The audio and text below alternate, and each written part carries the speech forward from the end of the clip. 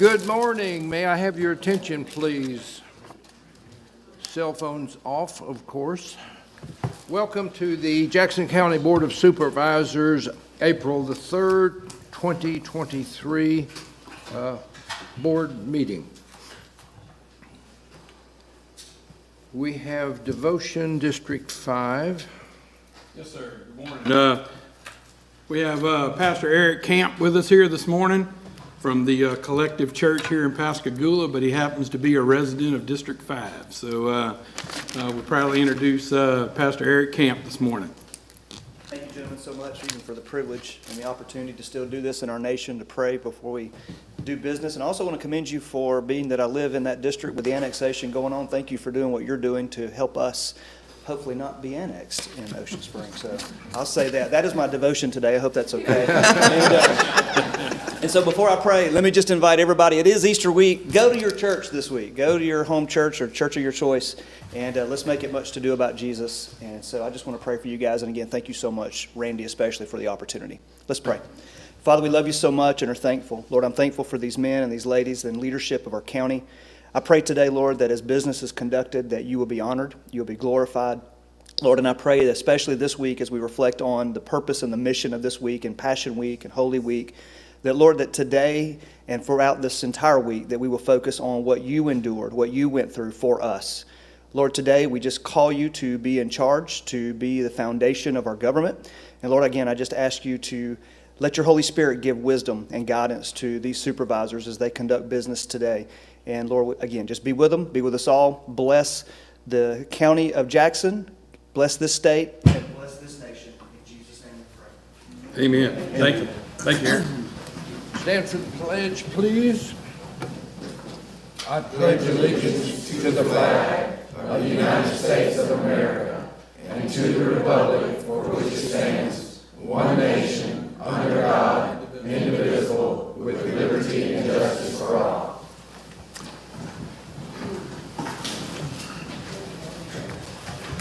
Okay, we have a couple of proclamations.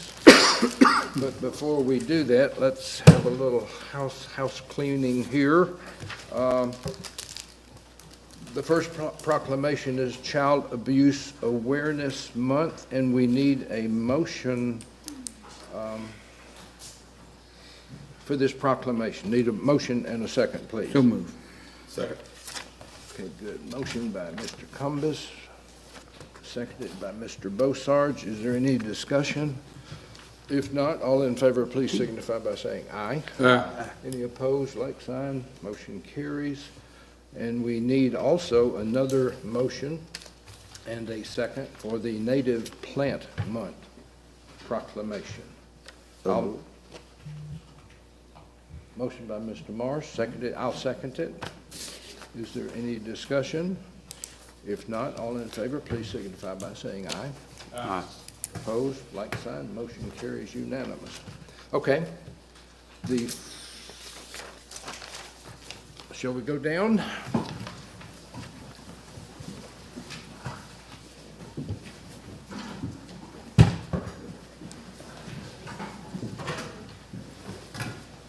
The first one is Child Abuse Awareness Month. You know that, that's awesome.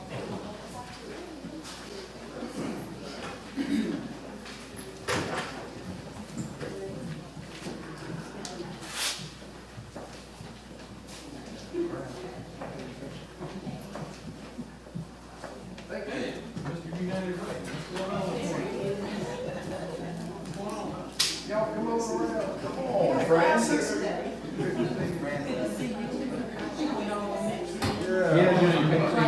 I like being, how you being? I like being behind the scenes.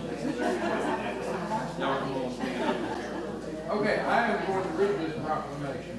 Whereas Jackson County prides itself in giving back to the community, contributing to the quality of life among our citizens, and whereas Jackson County, CASA, in association with the National Court Appointed Special Advocate, CASA, Association, speaks for the best interest of abused and neglected children who are involved in the juvenile courts, and whereas more than 35,534 reports of maltreatment throughout the state of Mississippi are reported to suffer some form of abuse or neglect each year, and whereas of those, roughly 6,529 and 273 from Jackson County alone were substantiated investigations, meaning that at least one form of abuse or neglect was found.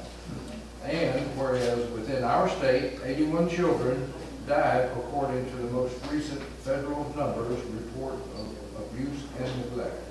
Now, therefore, we, the Board of Supervisors of Jackson County, Mississippi, by virtue of the authority invested in us, do hereby proclaim April 2023 as Child Abuse Prevention and Awareness Month in this county, and in doing so, urge all citizens to join in a national effort to help prevent child abuse and neglect and to raise awareness for those children who have fallen victim to abuse.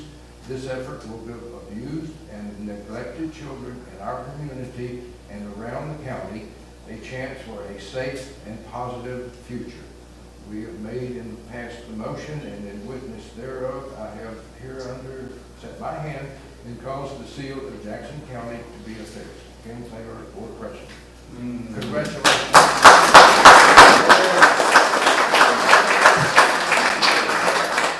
On behalf of the board, we thank the Board of Supervisors for this proclamation. These children find themselves in adverse situations, not of their own doing, and it's up to us as a community to provide for their welfare and see that they're able to do better. We appreciate y'all very much. Y'all are a fabulous organization. Yes. Here you are. Thank you so much. If you guys want to kind of scoot in so we can keep in front of some of them and come in between the pictures. Come over a little bit. Come on, Lily. Come on.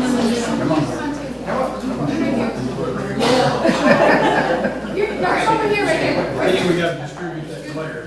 I was gonna say, Francis, you need to be in the back, you the tallest.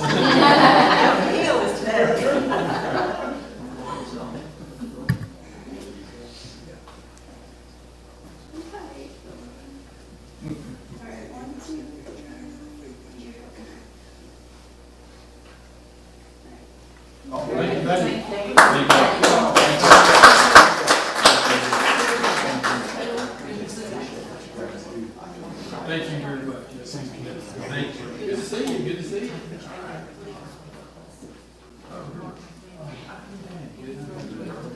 Yes, sir. Thank you. Appreciate it. We're gonna get Okay, now we're going to do Native Plant Month. Come on back. Tell me one day I'm gonna be on the board, I have to see y'all. You're more than welcome. Come on. You bring some plate? Okay. Okay, here we go on our second proclamation. Whereas native plants are indigenous to our region and an important part of Jackson County's natural heritage, history, identity, and whereas cultivating native plants honors heritage, sustains the beauty and benefits of environmental resources, and preserves a natural link to wildland areas, both past and present, and whereas native plants are essential for healthy, diverse, and sustainable ecosystems and are critical for cleaning air, filtering water, and stabilizing soils, and whereas Mississippi is home to more than 2,700 native plant species, including trees, shrubs, vines, grasses, and whereas native plants provide high-quality food and shelter for native wildlife, including birds, butterflies,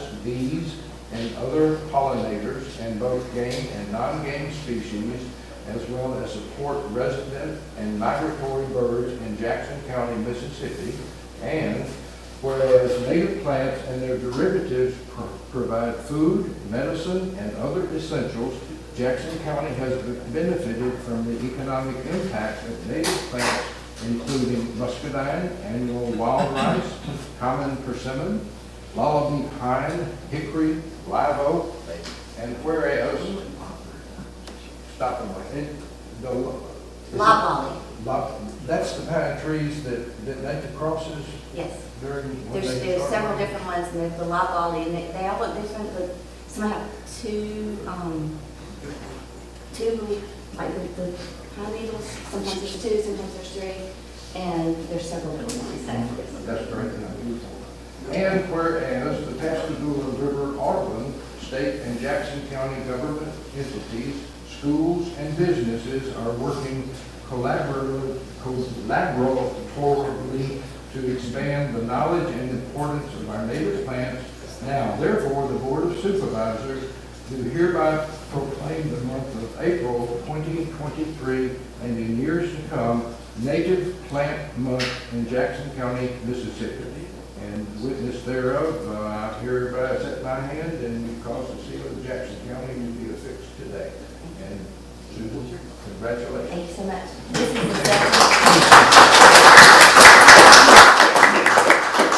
This is the second proclamation y'all have done for us. We started this about 3 years ago.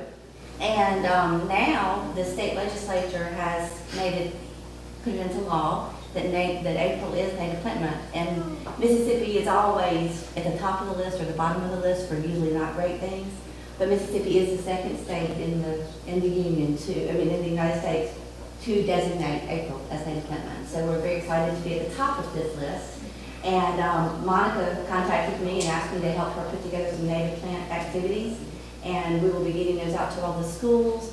My Facebook page has a native plant fact of the day. You all have received a flyer about Plants for Birds and some stickers that say I dig native plants. And we have a big Earth Day and native plant sale coming up this month as well. Yesterday, Monica and I and a couple of others had about 100 children on the front lawn of Audubon with the Easter Bunny.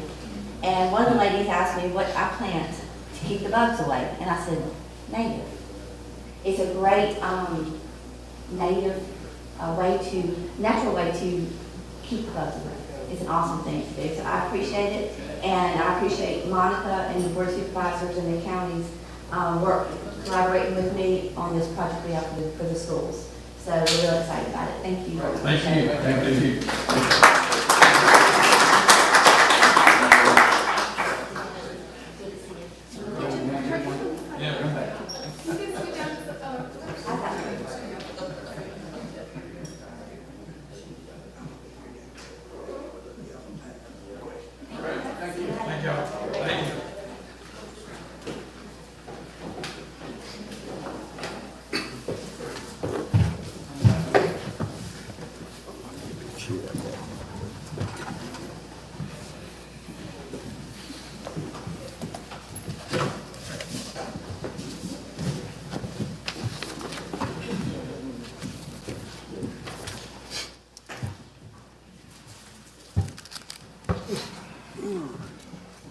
Phil, you might want to check this camera up here. I think we moved it a little bit.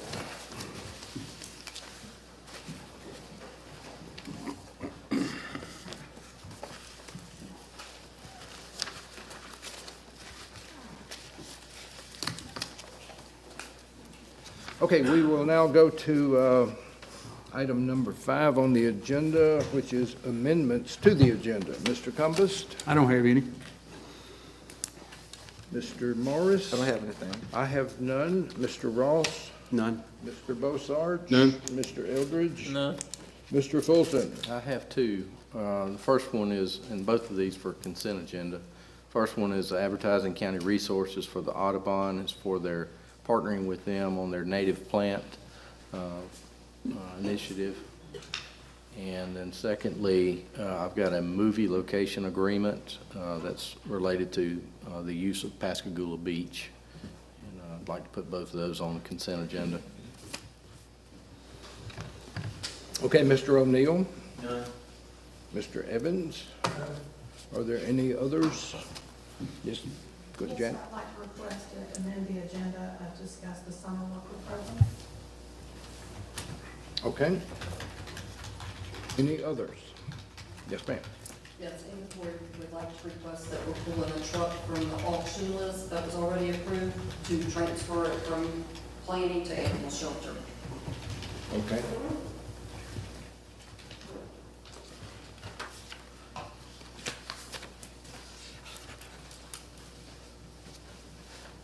Okay, if there are no others, we need a motion to approve amendments to the agenda. Motion by Mr. Ross. I'll second. Seconded by Mr. Cumbus. Any discussion? If not, all in favor, please signify by saying aye. Aye. Opposed, like sign. Okay, item number 7, we have a notice to increase assessment of a couple of real or personal properties. The first one is Miriam S. Waddell, Revocable Living Trust, 1110 LaFontaine Avenue in Ocean Springs, Mississippi, 39564, PIN number 610-80005.000. Is anyone here representing that trust?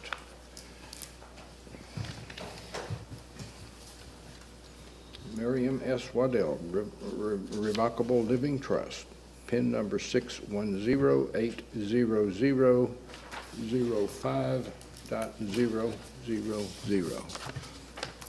All right, if there's no one here, we'll entertain a motion. So moved. Motion by Mr. Cumbus, Second. seconded by Mr. Bosarge. Any discussion? If not, all in favor, please signify by saying aye. Aye. Opposed, like sign. Motion carries unanimously. The second item of increased assessment of real or personal property is the estate of James O. Bowman, 1317 Becht Avenue, Pascagoula, Mississippi, 39567. Its PIN number is 417-02109.000. Is anyone here representing the estate of Mr. Bowman? Mr. James O. Bowman, PIN number 417-02109.000. No one's here. We need a motion. I will make the motion. We need a second. Second. Seconded by Mr. Morris. Any discussion? If not, all in favor, please signify by saying aye. Aye. Opposed, like sign. Motion carries unanimously. Okay, we'll now move to item number 7, general public comments. Is there anyone that would like to have a public comment? Please do so at this time.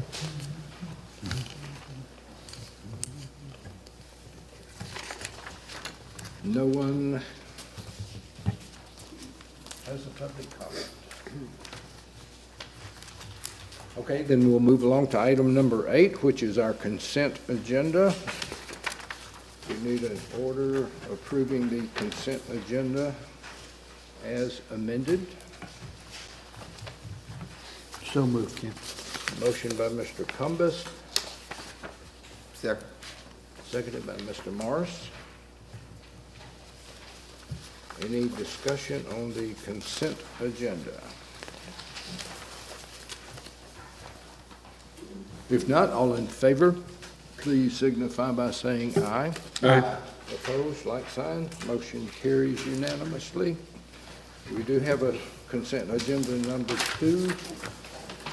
And we note that Mr. Ross is leaving the meeting.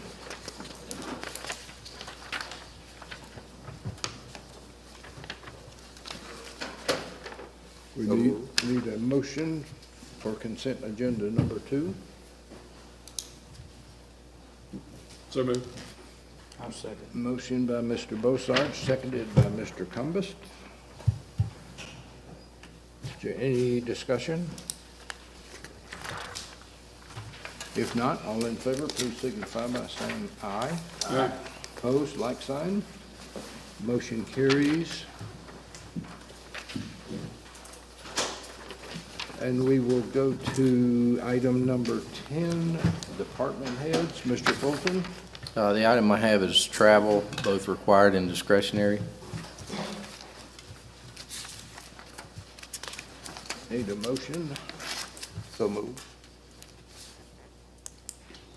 Motion by Mr. Ross. You can do it first. He made the motion, I'll second. Motion by Mr. Morris, seconded by Mr. Ross. Any discussion? If not, all in favor, please signify by saying aye. Aye. Opposed, like sign. Motion carries unanimously. Next on department heads is finance. Good morning. The first item I have is the order approving the claims docket. So moved. Second. Motion by Mr. Cumbus. Was that Mr. Bossarge? Second. It was. Seconded by Mr. Bossarge. Any discussion?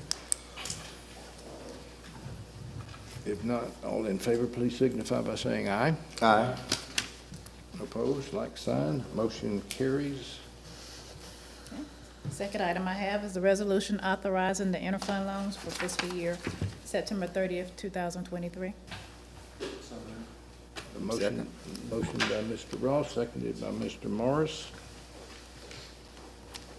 Any discussion? If not, all in favor, please signify by saying aye. Aye. Opposed, like sign. Motion carries. The last item I have is a resolution authorizing operating transfers for fiscal year September 30th, 2023. Make that motion. We need a second. Second. Seconded by Mr. Ross. Any discussion? If not, all in favor, please signify by saying aye. Aye. Motion opposed, like sign. Motion carries. Thanks, ma'am. Thank you. Next is human resources. Ms. Krebs. Good morning. I have two items before you. The first being employee information. So moved. Second. Motion by Mr. Bossarge, seconded by Mr. Cumbus. Any discussion? If not, all in favor, please signify by saying aye. Aye. Opposed, like sign. Motion carries. The second item I have is the summer worker program. Did a needs assessment, and we have a need about 15 to 20. I told these department heads that it would be contingent upon the board's support of the program. Also, last year, we increased the hourly amount from $7.25 to $8.25. I would like to request, if we go with the program and the board supports it, that we would move it to at least $9.13 would be a labor grade 2. And we had good luck with the department heads placing the summer workers, so if the board would also advise me on that, if they'd like it advertised or allow the department heads to place the workers. That was a success the year before last, actually. Okay. And I sent an email, so if y'all just want to respond by email, that would be great. We need a motion for that? Yeah. I make a motion, we do both on the pay and the department heads. Okay. Okay, motion by Mr. Bossarge. Second. Okay. Seconded by Mr. Ross. Any discussion? When will this start? When? They've already started putting in applications, so we try to process them right when school ends at the end of May or mid-May. Okay. What are the age? What's the age for this? We try to go with 16, starting 16. Okay. And we can still refer them from our office to the department head, right, in case we do have somebody? Okay. Absolutely. Thank you. How many was that, Jen? About 15 to 20. Okay, if there's no further comments or questions, all in favor, please signify by saying aye. Aye. Opposed, like sign, motion carries. Thank you. Thank you. Thank you. Okay, we have a public hearing scheduled for 10:45, so we will wait until then. Item number 12 is presentation, Acadian Ambulance, Mr. Benny French. Public hearing's at 9:45. Yeah. Good morning, ladies and gentlemen. Morning. Thank y'all very much for giving me the brief opportunity to explain the letter that you received a couple weeks ago. And one of the things I want to apologize for is in the manner in which you received it, but I think after you read the letter, you'll understand why. What we're proposing respectfully is to close, initially it was to close the Dina Street Station, which is the old fire department in Ocean Springs. And we've been leasing that for many, many years. So Mayor Holloway called us about 6 days before March 1st and had a meeting. And on that lease, it was month to month. So he respectfully requested that, ask us if we would be interested in giving them back that station because they had need for it now due to Gay Lemon Park, and they're going to do some, maybe a field house or something, from what I understand. So obviously, I told him, yes, we could, but it comes with I can't do it before, which he wanted us out by the 1st, so we went ahead and obliged that. But I explained to him that we were bound under contract with the Board of Supervisors because of the 6th station ruling, 6, I think it is. So he understood that, but we went ahead and let him do it. In the meantime, we had another station, and Mr. Cummers, you're familiar with it. It's a Crossroads. It's an old MEMA cottage that we've had up at Crossroads on Wade Van Cleve Road for many, many years. When we were 24-hour shifts, our crews, we utilized it every day, all day, every day, 24 hours a day. Every time a crew would go out from either Hurley or Van Cleve, we would put somebody over there and let them get some rest while we were waiting for somebody to get back in town. The good news is we're running so many ambulances now in Jackson County that we no longer need that station. We do not use it. It's been broken into multiple times in the front. You can't even use the front door. So Mr. Wally Gregory owns the property. Mm-hmm. He would like, he's asking us if we would, sell it to him basically and just do away with it. So that's what I'm here for today, is to respectfully ask if we could possibly do that. We're still going to leave 4 stations, even though our main office now is in Light Industrial Park, Sunplex Subacute. We call it JCA, Jackson County Administration, and it's working well for us. But we roadside post now all of our ambulances. You see them all over, and I can give you a list as long as your arm. And that's another thing. If I can work with Mr. Evans, I don't know if we really should go back to listing posting stations, because that changes, daily. During the daytime, we actually have programs within our computer-aided dispatch center that tell us certain areas of Jackson County, as well as the rest of our company, where we should be at certain times of the day, and it's a pretty good program. So that's just part of the tools that we use to roadside post. But I will tell you, and if Earl was here, God bless him, he would vow that ever since we went to 12-hour shifts and roadside posting, our response times have gotten much better. Really? So, I feel very comfortable with it. I would not be coming to you if I thought it was going to hurt the county, for sure. Mm-hmm. Now, he's talking about Mr. Gregory a while ago. The cottage is what he's wanting to purchase, isn't it? Yes, sir. Is it Acadians or is it ours? The county, when Paula Yancey was the county attorney, they donated it to us and titled it over to us. And so it actually belongs to Acadian. Okay. So what he did is when we moved up there, and because it was Acadian's cottage, he said, if you ever leave, I'd like first right of refusal. So that remains to be seen. Okay. If somebody's interested or whatever, then we can sit down and talk about that. But is there any legal issues with that, Kerry?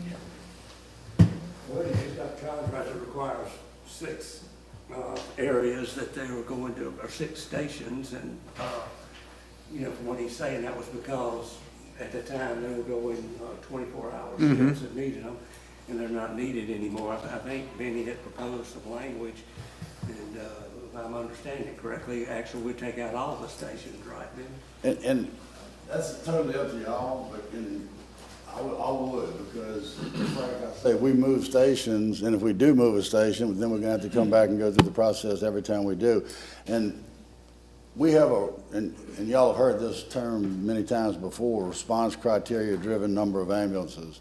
Well, it's the same thing. Really, the stations all of them are non-existent. I mean we should not even need a station, but we want to do the right thing. And one of the reasons being is Van Cleve and Hurley, we feel very passionate about those two because of the rural responders.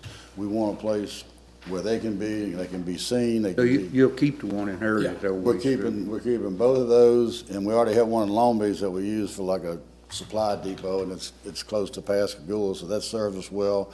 And then the other one would be the Jackson County Administration Building.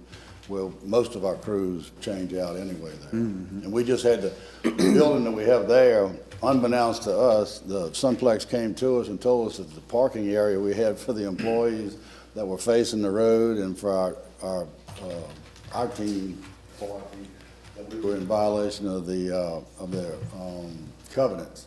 So we had to take that whole back section of Jackson County Administration, which turned out nice. It's all fenced in, and we've now made that a huge parking lot for all the employees and anybody visiting and things of that nature. So we've mitigated that problem. You're still going to be stationed in those areas, just not necessarily at that station. So you'll still keep, like Mr. Cumbus said, you'll still keep your Hurley Wade unit up there. You'll still have a unit in Van Cleve. You'll still have a unit in Ocean Spring. Yeah, Absolutely. you just don't need a place to sleep anymore. Well, and they don't need a place to sleep because we want them on the road. But we did have that brief discussion. I know the bridge was out, and that was a testament to that station. The whole time the bridge was out, it didn't affect us negatively at all because we have the ambulances now to put on both sides if we have to. If for some reason that they needed a crew up there in the vicinity of Crossroads, we would merely just put a 12-hour crew up there, and if they needed them for 24, we'd shift change and we'd cover it. Yeah. So I feel very comfortable about that. And then on your 12-hour shifts, the change-out times are staggered, so it's not like all of them are coming in at one time. They're staggered in over a couple of hours in the afternoon. And we do that because we've learned important lessons over the years. You try to do it all at one time, and that's when everything happens. So we stagger them virtually hourly all the way down. And we're running, like I said, we're running more ambulances now, daytime and nighttime, than we ever have. So I feel very comfortable. And quite honestly, we've had to help out some competitors because of their response. How many ambulances y'all running now, the day shift? In the daytime, we're anywhere from 10 to possibly 14. Okay. I mean, Depends on time of year, doesn't it? And you're right, and it depends too. And right now, staffing is a huge problem nationwide. It's not just here. We're very fortunate because we have the EMS Academy. We call it NIMSA, National EMS Academy. So that helps us somewhat, but everybody else, the New Orleans Health Department is, I don't know how they're even staying in business. They just can't get anybody. Baton Rouge EMS can't get anyone. Even our competitors next door are having a tough time right now. It's just a nationwide shortage, and we're doing a good thing. We now, and we're going to be announcing that here shortly, we're also going to have some programs that are going to be able, we're going to make some scholarships available to some high school students that are graduating to try to get them interested into the EMS world. And what we're doing right now is we actually are doing a pilot program in Louisiana and Texas. I don't think it's Tennessee yet, but Louisiana and Texas, we're doing a pilot program and it's working well. What we're doing is we're paying the student to sit in that desk. We're paying for their school, and we're paying them an hourly wage as they sit in the desk. Okay. So we're going above and beyond trying to do the best we can to mitigate that problem. That's a huge, I mean, you hire one and you lose four. Yeah. It's one of those things. But we're doing fine, and I appreciate the consideration and your time. Benny, just so we're clear, the stations of which your response times are calculated from will not be changed? No, sir. None of those are even affected. And again, the response times aren't nearly the concern now as they were back when we came here, because now we roadside posts instead of even though we have 4 stations, you probably won't see those ambulances in those stations because they'll be roadside posts and in places that will put us in a better place. Yeah. Much like St. Martin, we treat St. Martin like a bona fide municipality with an 8-minute zone, and we do really well up there. That's good. That's good. You still got one in the Latimer area, right? Yes, sir. Okay, yeah. And you know, and something to Benny's credit, in the last year or so, I've gotten one call, and it wasn't about response time. It was an elderly lady, and it was a billing issue with her insurance. And Benny helped her work that out, and she was pleased and happy, and that was the only complaint I've had in a long time. I appreciate that, and I will tell you, I feel like I'm in the billing department as well, because most of the inquiries are about billing, but once I explain it to them or look at why maybe it went by the wayside, some of these insurance companies, they wolf in sheep's clothing. I had a patient that actually, if you have Medicare and a supplement, and Medicare is not primary, and your supplement doesn't cover non-emergency transports, and that's exactly what happened with this gentleman. We were billing Medicare thinking it was primary. They paid us, and they came back and took $250,000 back, and I was able to go through Medicare and mitigate that and get it returned. So, I mean, you have to be careful in these days, this day and time. Yeah. Okay. Benny, would you say going to 12-hour shift versus 24-hour shift, your employee retention is probably improved? Yeah, absolutely. Yeah. Absolutely. I can tell you that. Back in the day, we used to love, and you've been in the business, we used to love working, 24-hour shifts, and, mainly I worked 12 hours for Slidell Memorial. I worked for 10 years for Slidell Memorial, and we worked 12-hour shifts back then, and I was all night shift. I just loved working nights. But you're right, that we've not only, our employee retention is getting much better because of that. We're an ESOP company, so they have 80% of the employees they have skin in the game, for lack of a better term. So they know that whatever they do, if they tear a piece of equipment up, it's coming out of their pocket, or if they save money on something, it's going in their pocket. And then also, our new president, he's been there for about a year and a half, 2 years, Justin Back. I'm gonna bring him to introduce him to y'all, but he's a great guy. He's an Australian military type guy, and he's got a lot of good ideas, and right now we are laser focused on employee retention. And we're giving raises, extra bonuses to paramedics and basics alike. So we're moving right along. We're trying to combat it as it's coming at us. Okay. I mean, we're trying to keep one foot ahead of the other one. Okay. My frustration with it is, this is all about response time, obviously, and the contract addresses that. And the contract says, y'all shall not change them without getting approval from us and change the contract. But that's what you did and are doing, and someone somewhere in an administrative capacity needs to resharpen their pencil, because you just can't ignore the contract, and you know that. Well, that's why I'm here, because to get permission to abolish these 2 stations. Right. I would never do it, and with the mayor coming to me, there's not a whole lot of, if the board would have chose to say, no, you keep 6 stations, then we'll have to go find another station. Yeah. So, I wasn't gonna tell the mayor, no, I'm not gonna give you your station. So, I apologize if I did the wrong thing in your eyes, Mr. Taylor. Okay. Well, Gary, do we have a resolution? Are we gonna change the contract, or what are we gonna do? I just need to work out a little language. We'll bring some language back to you. Oh, okay. Yeah. So we don't need to do anything today. Okay. Work with Wiley on that cottage. Yeah.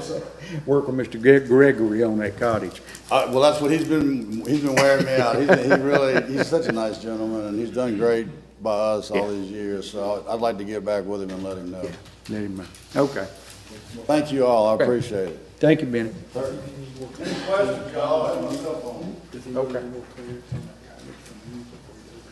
Okay, we have 5 minutes before the 9:45 public hearing.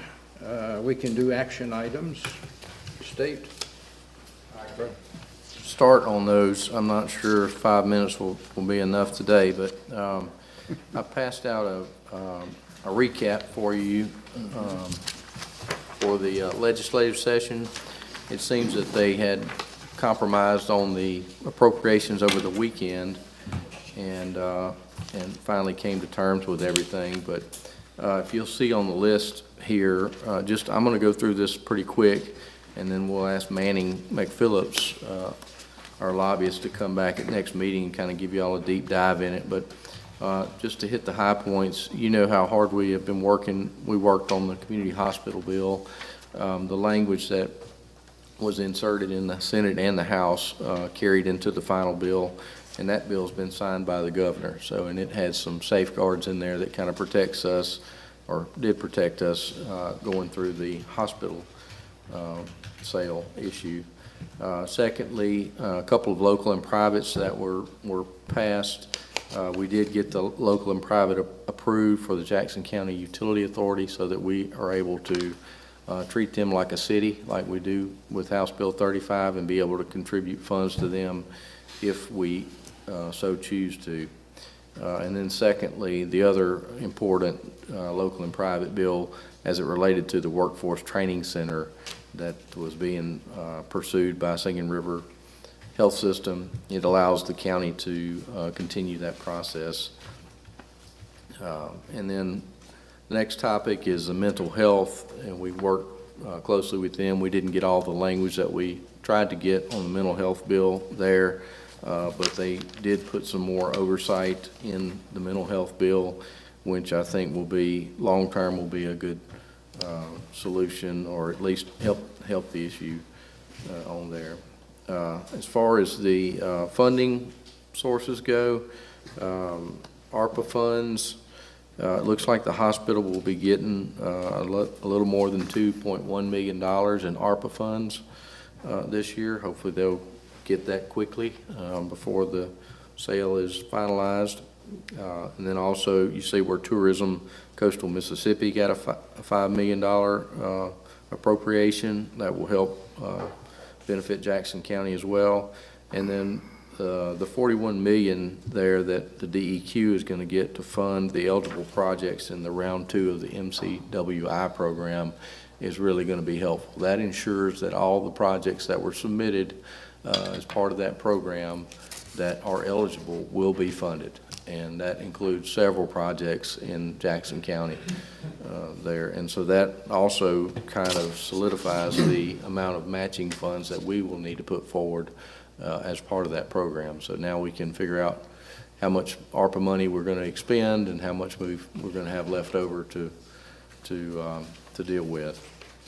Next page, you see that MDOT got a large appropriation for capacity projects to the tune of $450 million over a 3-year deal. And the Highway 90 widening through Ocean Springs is part of that capacity program. And Troy could probably expand on that, but that's that looks like that's going to happen. And then even further down, under the Go Mesa, the 2 projects that we applied for were both funded.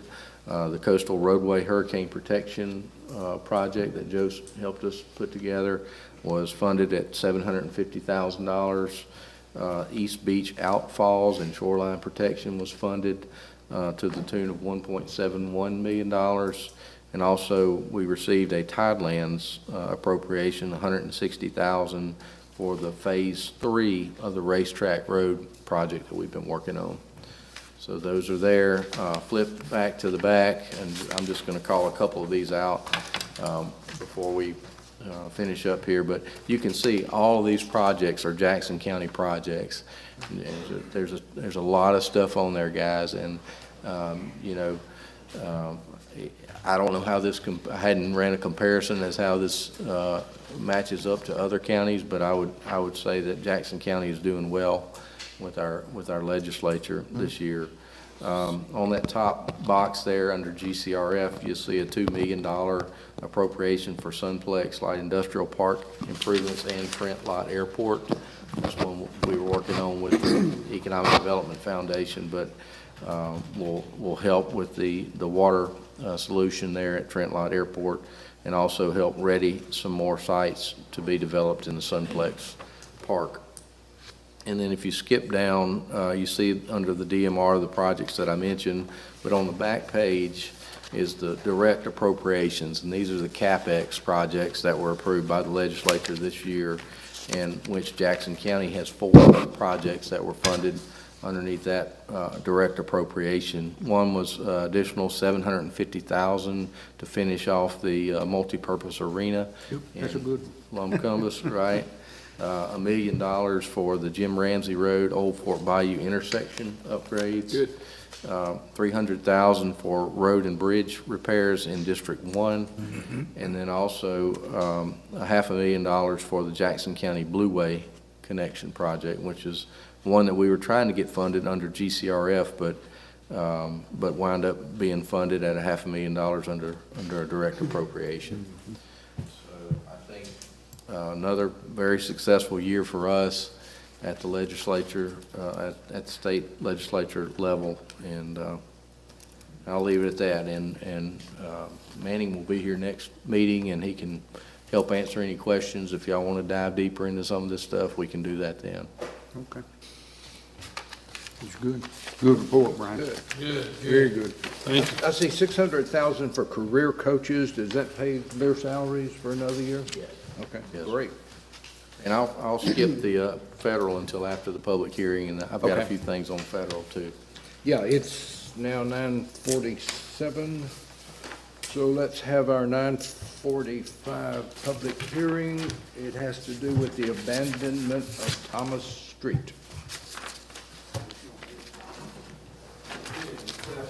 Public hearing on the abandonment of Thomas Street. Thomas Street was absorbed in the new Mallet Road project that we're working on over there, so it no longer exists. And we just need to clear it up so we can get it off the road registry. I'll make that motion. Oh, wait, we gotta see if anybody objects, yeah.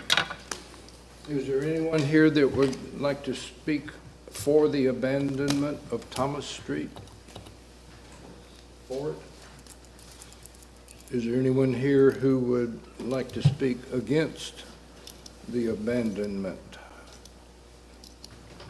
So there's no one here to speak on either side of that issue of abandonment of Thomas Street. The jail is no longer being used by the public, correct? That's correct. Okey-doke, let's have a motion. I'll make the motion. I'll second. A motion by Mr. Bossard, seconded by Mr. Cumbus to abandon Thomas Street, the abandonment of Thomas Street. Is there any further discussion? If not, all in favor, please signify by saying aye. Aye. Opposed, like sign.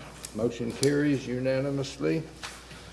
A very short public hearing. Thank you. Hey, Joe, real quick, when are they gonna be able to pave or do something better with that piece of Cook Road that's left that ties back into the new road? I'm working with West Jackson County right now about that. Okay, 'cause I've been getting a lot of complaints that that road's beating up some people's cars and stuff, so Bad. it's pretty bad. I drove it myself, so, okay, all right, thanks.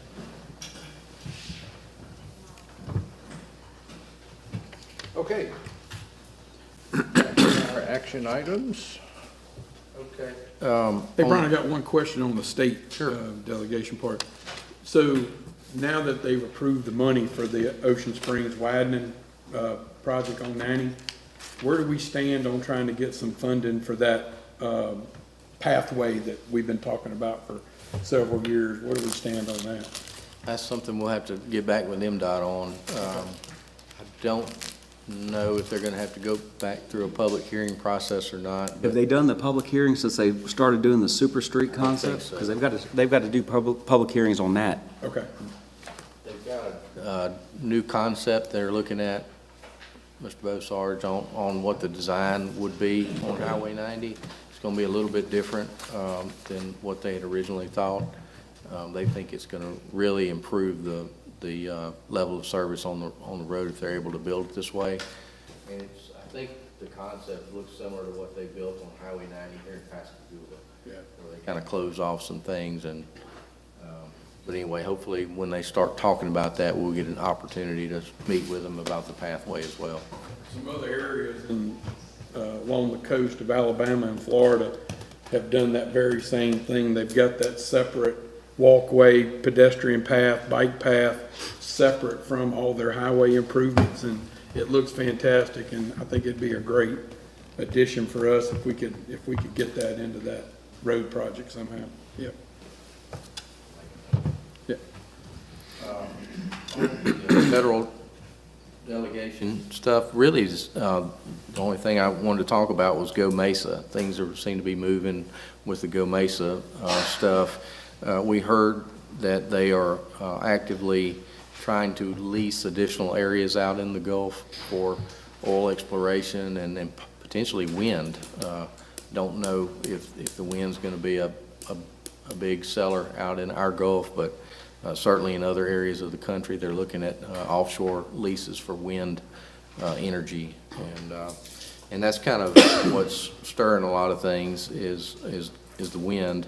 The House of Representatives passed a bipartisan law on this, and it related to offshore wind exploration and as well as oil and gas, and basically their version increased the share from 35% up to 50%, so that the local governments would have a higher cost share in those leases, which would generate a good bit of additional funds for us under Go Mesa. It also had a clause in there where it removes the cap, and so it allows the cap to go.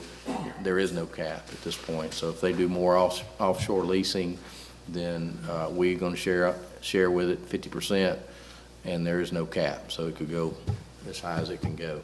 I don't know that that's going to be a starter in the Senate, but I do expect the Senate to take that language, and it may show up in some other bills over on the Senate side. They could take it up as it is and pass it, but I don't see it necessarily going that way. But it is some movement in the right direction, and something that we've been working on for a while to try to get that cost share up and lift the cap. So that's good news. And then we did see a news flash the other day where it looks like the county is going to receive more Go Mesa funds than what we had anticipated this year. So there's a slight increase in the amount of funding that we're going to receive. I think it's a little over $4 million for us. We were the highest on the coast. Right. Which surprised me. So that means additional funds to the state as well. And you know, we try to get our share of the state's money as well as what we get direct appropriation. So, and that's it. I just wanted to update y'all on the Go Mesa piece. Good report. Yep. Hey, Brian, I really like to thank Brian and Manning for all the work they've done in this current legislative session. They've done a great job. I mean, the proof is right here on this report.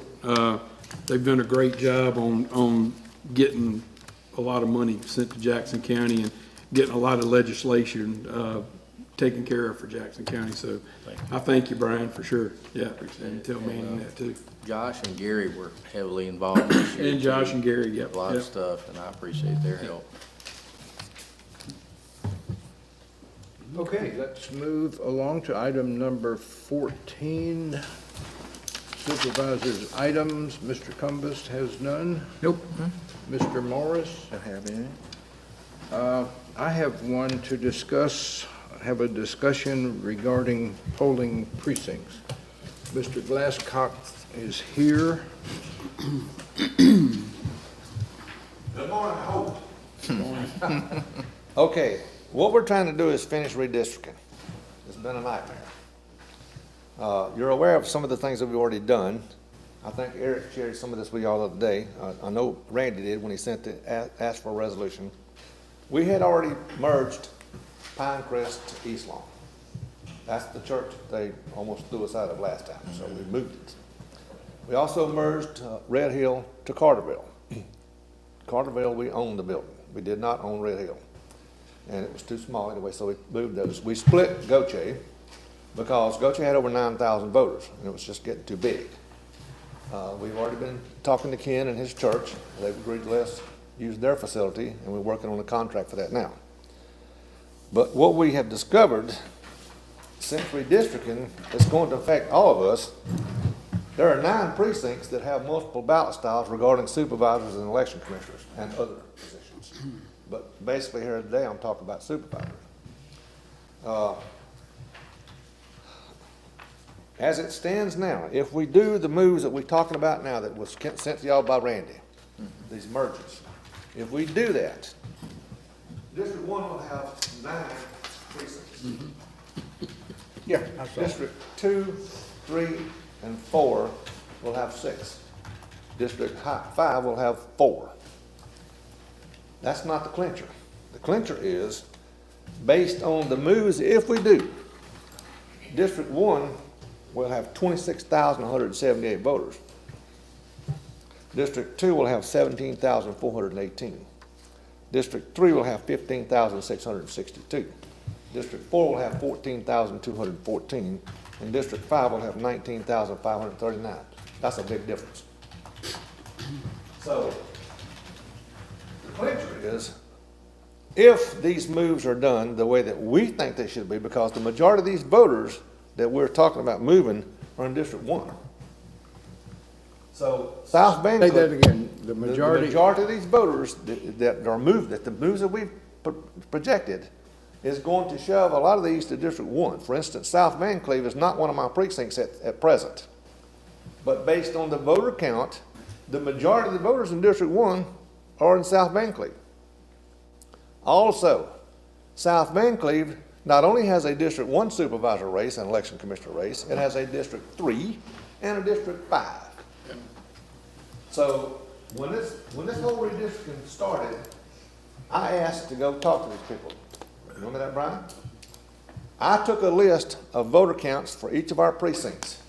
And I knew what they were doing. I mean, I double checked it with the guy. I said, I know y'all are looking at census. He said, that's all we're looking at. I said, well, our concern is voters, because we have precincts that we have to split these out in. And that was the goal, was to split the population per district. Well, it kind of backfired, because now, if we do these moves that we're looking at, we're going to shove the majority of these voters that should have been in some of these other districts to District 1. Mm-hmm. So the question today is, do we proceed based on the voter count in these precincts and give District 1 9 precincts, and 2, 3, and 4 6, and 5 4 precincts? Or what do we do? I mean, that's why we're here. I mean, I don't know what to do anymore. I mean, because it's not fair. It's not fair to any of y'all. It'll be fair to Barry, because he's just about sure to win in South Van Cleef. I mean, there's no doubt about that. You're not changing our voter boundaries, though. You're adjusting the precinct boundaries. I'm talking about. So what it's doing is just causing more splits. Based on your redistricting, based on the voter counts. For instance, South Van Cleef, as I said, that's not one of my regular precincts. But if we go with the voter counts in South Van Cleef, we would become a District 1 precinct. But it's going to have a split where one will be half of them will be voting for one supervisor, and they'll have to be voting for something, or a third. Will be voting for District 1. Right, but it's still in the same supervisor district. They're just voting in a different place. Actually, out of the 31 precincts, 9 of them have 2 different supervisor districts. But it's not changing their supervisor. It's changing the location they vote for their supervisor. That is correct. Yeah. Now, constitutionally, we did it like we were supposed to do, didn't we, Gary? As far as the Constitution goes. Grace Baptist Church has District 4 and District 5 supervisors. Right. South Van Cleef has 2,371 people that would vote for District 1. 280 would vote for District 3. And 1,144 would vote for District 5.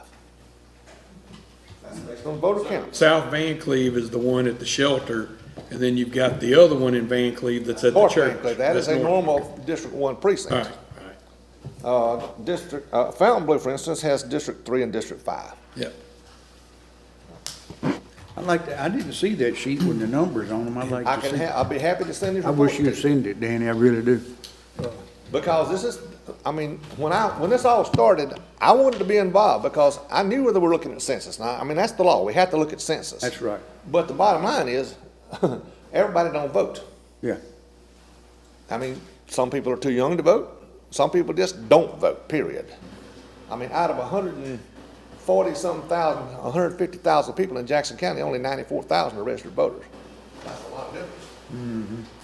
So, and the man told me when I talked to him, he says, we got to look at the census. I said, I understand that, but we also need to compile something about these voters. I gave them reports The guy on the map had told me, he said, he's got a really valid point, we need to look at this, but I think it got dropped right there. And we weren't involved in any of this redistricting.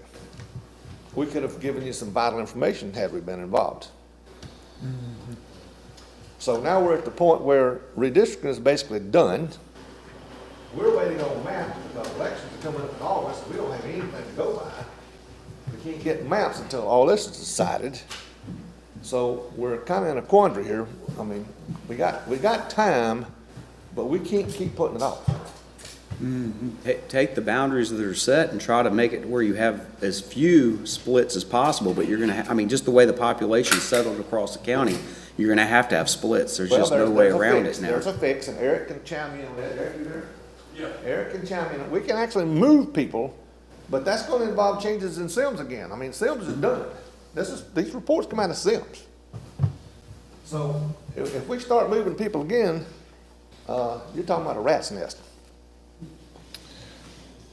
The driving force is the boundaries that are set by the districts. I agree. And then the polling places have to reflect that. I agree, but my question is, do the polling places, based on the voter count, go to a separate district? I mean, you're still gonna vote for the same person. I mean, you gotta take into account which is worse, having a more crowded precinct or having to make someone drive somewhere different that they're not used to. So that's a balancing act of deciding that. That's the question right there, because which is worse, and try to figure out which one impacts people the least. See, we haven't, by law, we have to mail a card to every person that's affected by these changes. We haven't done that yet. We already mailed out cards to the precincts that we merged, East Lawn, Pinecrest to East Lawn, Red Hill to Carterville, and we've already got back a stack this thick that didn't get answered. Well, by law, we have to send them a card making them inactive. So every one of those people are gonna vote affidavit somewhere. Really? If they go to vote. That's gonna put a lot of pressure on us. Danny, are you recommending these changes in this email? Pardon? Are you recommending these changes in this Well, email? my question is, what do y'all wanna do? Are you recommending them? The commission voted to recommend these changes. I can tell you that. We voted. And I told them, I said, I don't have a problem with 9 precincts. I can handle 9 precincts. But it's not fair for whoever takes my place when I leave to have 9 precincts, and District 5 only has 4. Because you're talking about poll workers for all these precincts, you're talking about supplies for all these precincts. That's a lot of work. Or the buildings like in 4 or in 5 where they have only 4 precincts, are they big enough to accommodate that many more? Because those precincts are gonna be far more crowded than the 9 and 1. Well, for So instance, District 1's gonna have less crowded precincts. Fountain Blue's busting at the seams right now for. Do I now? I said that Fountain Blue building Well, is. I'll give you an example. Back when we did redistricting before, Fountain Blue had 4 different ballot styles, and there's a 1 in 4 chance you're getting the wrong ballots if you don't know what you're doing. That was the problem. Yeah. The problem now is if you come to vote and they think they're supposed to vote for Supervisor 3 and they're voting for Supervisor 1. That's the problem. They're gonna get mad because I don't wanna vote for him, I wanna vote for this one. We hear this every time. And that's what we're trying to avoid, you know. These people get really mad. And we hear it. For a supervisor unless you're in their district. What I wanna know is how did the 1, 3, and a 5 get in South Van Cleve? 3 should have never been in South Van Cleve. Because that Gaucher Van Cleve Road area got put into District 3. That's right. And see, back when they did redistricting 10 years ago, I can tell you, I was here. There was a family that lived on one side of the road that could vote right here. But if you lived right across the road from them, you had to drive 5 or 6 miles to go vote. That was pure stupidity. So, I mean, I don't know the fix. That's why I'm here. I'm asking you. But the commission, I brought this up to the commission, and I said, okay, what do y'all want to do? Well, the voters are in your district. They need to go to your precinct. I mean, their precincts need to be renamed, and that's why we're here. If we change this, then these numbers have to change. For instance, South Van Cleve was a 5, based on 5, District 5. Now it's gonna have to go to a 1. Right. Danny, do y'all I mean, I know this board, even though they all represent a district, they represent the whole county in total. I'm assuming the election commission is the same way. I mean, do y'all not help each other out, even though, hey, that might be your polling? I mean, if you've got 9 and somebody else has got 3, the person with 3 can still help you. We are a commission and we vote as a commission, but we are responsible for our district. Okay. Totally. Now, and the reason that's being because if somebody messes up somebody else's district, they're gonna get blamed for it, not the person that helped them. So we do work together. I mean, there's no doubt about that. We have to. Right. But if I'm responsible for my precincts, then those are the precincts that I pack, those are the people that I hire, but with everybody's approval. Mhm. And see, now we got all this new voting equipment. None of us have been trained on it yet. So all these poll workers have not been trained on it yet. So, I mean, we kind of got several issues going here, but the issue we got right now is, like I said, the commission did vote because I brought this up. And I said, okay, what do we do? Well, based on the voter count, they should go to District 1. Based on the voter count, they should go to this district. That's what we did. So, Ocean Springs Civic Center used to be mostly 5, now it's gonna be 4, Come look correct? and see. There's so much change going on, I gotta stop and look. Yeah. It can't be all 4. It's gonna have to be 4 and 5. And even Escataba's got District 1 and District 2 in it. I mean, it has before, which is no change there, but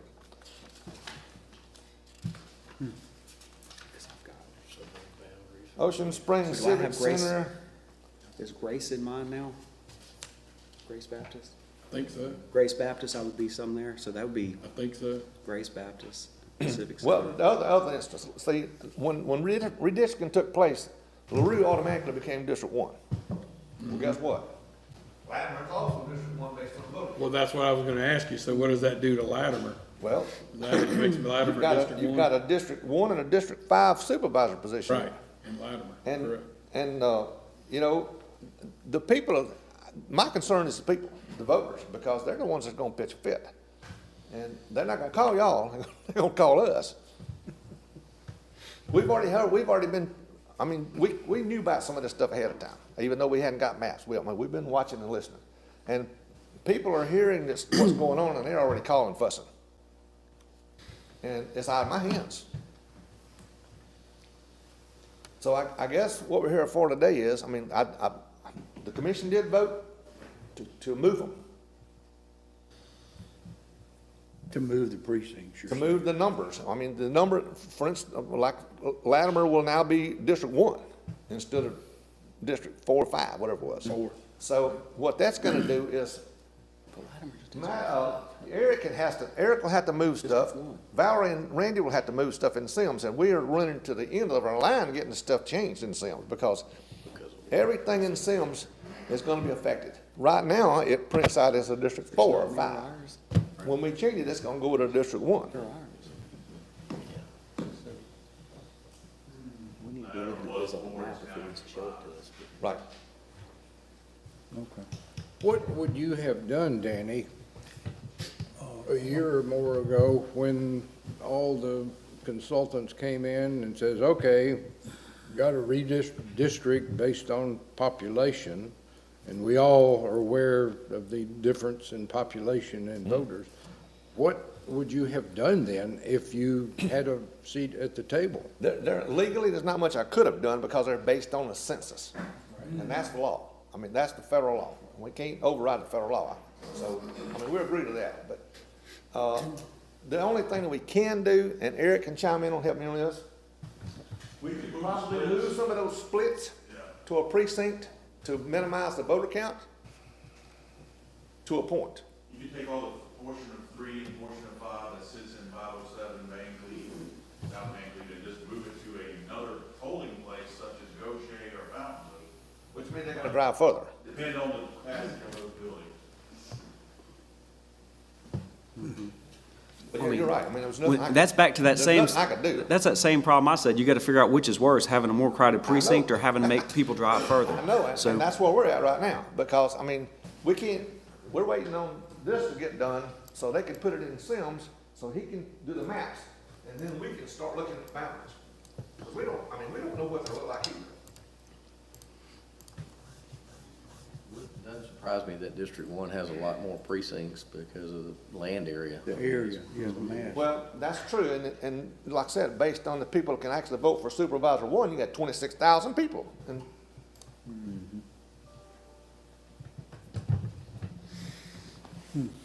I don't know what the fix is. I really don't. But by law, we had to go by the census. There's two ways around that. We had to do it.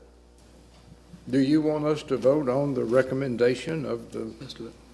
Well, we need a resolution according to the Secretary of State to proceed. That's what we were told. Is that not true, Valerie? We have to have a resolution from the Board of Supervisors approving these moves before we can change anything in Sims, and before Eric can change anything as far as voter movements, and before anything can be done map-wise. Okay. Typically, or what we had thought was gonna happen was this would be included in that overall board order that adopted the redistricting and all that stuff. That's what we thought too, but they're saying no. It can be done that way, but it can be done this way too, if this is the way y'all need it to be done. I'm assuming that we gotta do it this way, and I just heard this morning that one of the counties is being sued because they messed up on redistricting. I don't know who's suing them. You can sue for a good reason, bad reason, or no reason. I know. All right. I know. Do we need to go ahead and make that recommendation, or do you have it? Got a resolution, if that's what y'all want to do. Okay. I'm good, we'll go ahead with it. Yeah, I'm good. Okay. The bad thing is, even though Randy is a circuit clerk, he's restricted on what he can change in Sims. I mean, it comes from the state. We can't just move things because it looks better to us. They got to approve it. I mean, think about it. If every county could move things that they wanted moved, this whole thing would be messed up, so. Yeah. Do you want us to pass the resolution or not? I think that's what we need to do. Please do. Okay. Thank you. Okay. I know y'all tired of this just like we are, so. Yeah, all right. I'm gonna make a motion, we, pass this resolution of the Board of Supervisors in Jackson County, designated changes in the voting precincts. I'll make the motion. I'll second. Okay, got a motion by Mr. Cumbus, seconded by Mr. Beausarge. Is there any further discussion? Just back. If there's any of these reports that y'all are interested in me sending you, I'll be happy to send them to you. I'd like to see the one with the numbers on it. The one with the numbers on it, Danny, I'd like to see it. Count? Yeah. I'll give it to you right now. Hey, Brian, when do you think IT's gonna have all that ready for the website? The voter count per. And the precinct boundaries? Yeah. Thank you, Danny. Eric, you may. Yeah. Okay, because I have been getting some phone calls about that from residents. So I keep telling them to just look at the website, and it'll eventually get updated, so. Yeah, I can turn the old off and replace with the new. Okay. Eric, could you print a map with supervisor boundaries and precincts labeled? I can. Okay, that's what I think. Yeah, that's what I mean, because that really, to understand this fully, we need to see that, so we, And I also need y'all to understand, what we talk about here is, if he moves some of these people to minimize the voter count in these precincts, that's gonna create some splits. That has to be done in Sims. It needs to be done now. Yeah, that's Hey, fine. will you email that map to my office, Eric? Yeah. When you get it? Okay. Yeah, do it. Eric can do anything with that map. Yeah. I'm not hurrying you, but I'm hurrying you. So I need that board resolution before I can make those changes, okay? So just as soon as y'all can give me a copy of that, okay. we'll get started on that. We need to vote. All right. Any further discussion? If not, all in favor, please signify by saying aye. Aye. Opposed, like sign, motion carries unanimously. Resolution's on the way. Thank y'all. Thank y'all.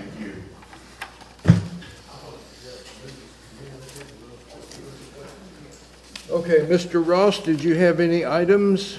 No. Nope. And Mr. Beausarge, no. So we are now at item number 15 on the agenda. We need to go to a closed session to determine if we need to have an executive session.